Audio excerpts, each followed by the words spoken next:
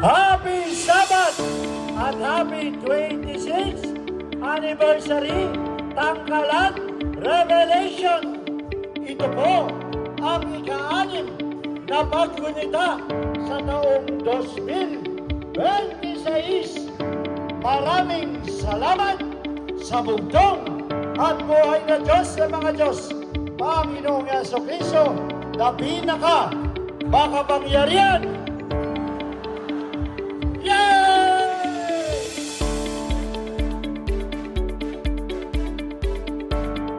Inihahandog ng The Original Church of the Back to Christ, Bugso ng Paggunita 2026.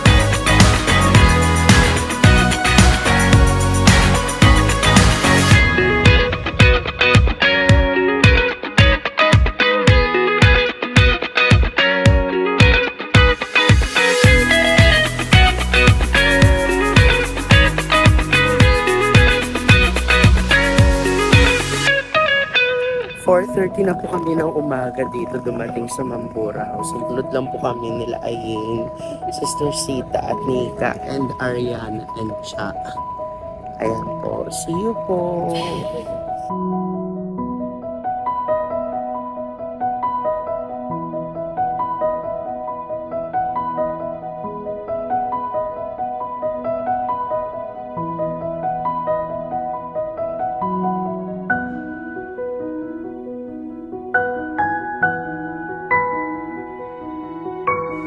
Lulan ng 8 sasakyan kasama ang buong puwersa ng The Original Church of the Back to Christ members.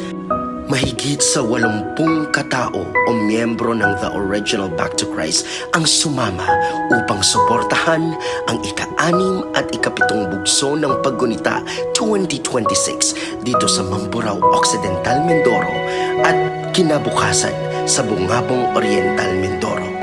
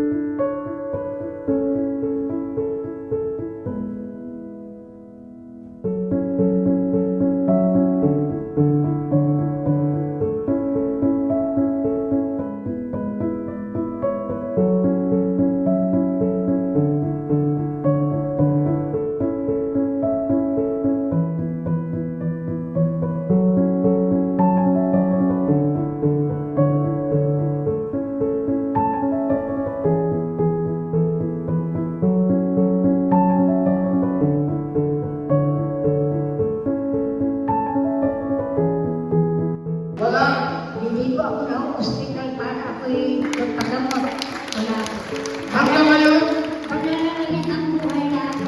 ang ginagamit ninyo, Hanggang ngayon. kaya patuloy kayo ng buhay ngayon, malakas, Oo. malusog, Wala ka na. at sino ang nagbibigay ng tatay? Ang banal na langit ng At buhay. sino ang nagbibigay ng kalakasan yan? Ang bugtong at buhay na Diyos ng mga Diyos. Panginoong Jesucristo makapangyari.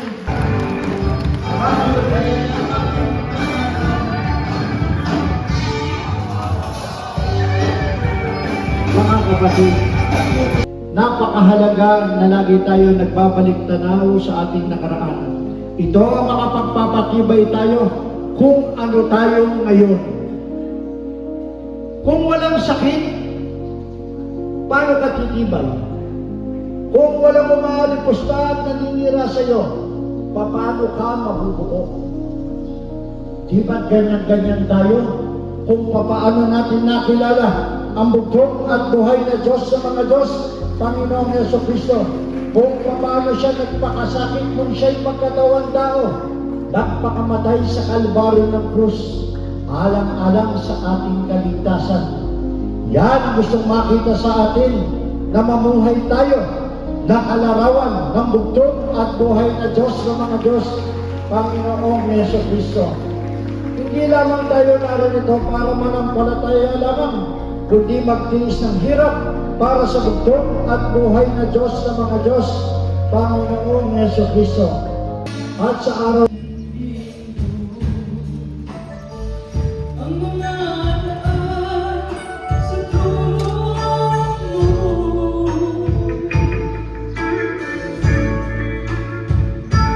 ang mga ay alam sa kagandahan mo.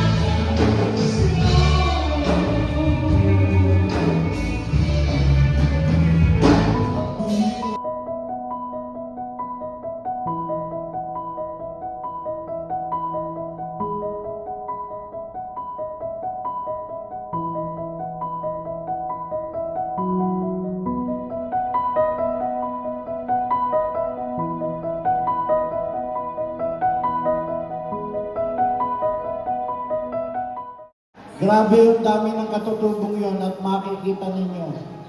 Kakalat ang mabuting balitang iyan na naroroon pala ha? Tangkalan na yan? Grabe. Napapanood nyo ba yung inyong magandang picture sa buong isang taon? Alam niyo maraming pinalakas ang loob nyo. At ngayon, saksi tayong lahat, mas madami sila kesa nung isang taon. Dahil nalugod ang bugtong at buhay na Diyos ng mga Diyos, Panginoong Jesucristo. Isang malakas sa palakpakan dyan ng pagpapasalamat sa ating Panginoong Jesucristo at sa ating mga kapatiran dito sa Tangkalan. Bibigyan ko ang sino hahawak ng mikropono, Brother Jason? Si Ate Nida, nasan si Ate Nida? Grabe. Halika, nasa Ate Nida. Ate Nida Garcia. Medyo ipapakilala ko lang po ang Tangkalan Revelation. Kung paano kami nagsimula noon at kung bakit kami na andito pa rin ngayon. So, bago po ang lahat, babatiin ko po muna, Happy 26th anniversary po ng Tangkalan Revelation. Hindi po, nung una po, ang Tangkalan Revelation ay nagmula lang sa isang pamilya. Nang nagsimula nito ay pumanaw na, si Sister Linda Roa. Sa bahay po ni Brother Pros Enriquez. Ang unang simba po noon ay nagaganap sa ilalim ng punong mangga. Sa ilalim ng punong mangga. Lumakad ang panahon habang ipinapakilala ang bugtong at buhay na Diyos ang mga Diyos sa pamamagitan ng banal na langis ng buhay. Dumami po ng dumami. Dumami ng dumami ang nakakilala at dumami ng dumami ang nagpupunta para ipangili ang araw ng Sabat sa Tangkalan Revelation. Sa amin po, kung bakit kami ganito kadami ngayon, meron po kaming mabuting pamunuan. Meron po kaming good leader na si Brother Pros Enriquez at the same time ay good follower. At narito, ang napakasipag na mag-asawa, buong tapang na nagpagawain ngayon, si Kuya Pros at Ate Karina Enriquez. Palapakan natin ang bugtong at buhay na Diyos sa mga Diyos. Panginoong Yesu-Cristo. Una po sa lahat, ako po ay nagpapasalamat sa bugtong at buhay ng Diyos ng mga Diyos. Panginoon sa Kristo na pinakakapangyarihan sa lahat. Muli po niya tayo pinipon. Bagamat sa araw po ito at sa mga buwan na ito, kami po ay nagtadaos noong 26 na taon po kami nagtatatak ng pangangakot sa Tangkalan Revelation. Kaya kami po ay nagpapasalamat na tayo rin nagkatipon-tipon. Yung mga kapatid natin dito ay kumbaga lumusun sila ngayon. Sa kauna-unang pagkakataon, sa tagal na namin nung kami umpisa ng Pagpapakras ay sa kauna-unang pagkakataon po nagkaroon ng kaganapan dito sa Barangay San Luis nito na nagkaroon ng pagtitipon tayo ng Pagpapakras. Kaya sa inyo, lahat ng narito ngayon, kami po nagpapasalamat at higit sa lahat ang bugtong at buhay na Diyos ng mga Diyos na pinagpapasalamat. Maraming po. At saka na po, ang hiling ko sa mga dating pang pagkakataon at panahon. Panatilihin po natin ang ating matibay na pananampalataya sa tunay na Diyos. Bugtong at buhay sa mga Diyos na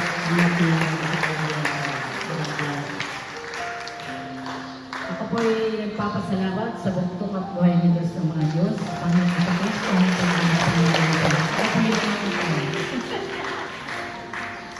At sa oras pong ito, kami po ay 26 na taon na sa Baptokrais. Kami po ay narito parang ngayon. At nagpapasalamat din po ako sa mga katutubo na hindi po kami piniguhok ngayong araw na ito. Ngayon lang po at maraming salamat po sa bugtong at buhay ni Diyos sa mga Kristiyan. Sa Kristiyan, Di po ba, mahirap po kasi sa isang pamunuan ay siya lang ang nasusunod. Isa po sa mga sekreto namin yon, kaya kami ay nananatili hanggang ngayon. Meron po kaming mabuting liderato na handang makinig sa lahat ng kanyang mga miyembro, opisyalis man yan o hindi. Alam po ninyo nung panahon nasa kalagitnaan na po kami, nung panahon po dumanas din po ang Tangkalan Revelation ng matinding krisis sa pananampalataya. Noon pong nahiwalay ang pula-puti sa pink. Lahat, ang Occidental Mindoro po ay binubuo ng 8 revelation. Pero ngayon po, nag-iisa na lang. Noong mga panahon na yun po, ang lahat ng revelation na sumisimba o nangingili ng araw ng Sabat para pumunta sa Tangkalan Revelation ay nagkakagulo. Pero hindi po kami nagpa-apekto. ang sabi po ng aming pamunuan, ano man ang mangyari, sa kanan sa kaliwa, dapat hindi natin ito tinatalakay kapag araw ng Sabat. Para yung bagong mga miyembro hindi maaapektuhan. Kasi hindi naman nila alam kung ano yung uno at dulo. Kaya yun po ang ginawa namin. At magpahanggang sa ngayon, kahit nag-iisa na lang ang tangkalang Revelation sa Mangkurawak Occidental, Mindoro, nananaginip pong matatag. Sa ngayon po, ito na kami, wala pa yung ibang member.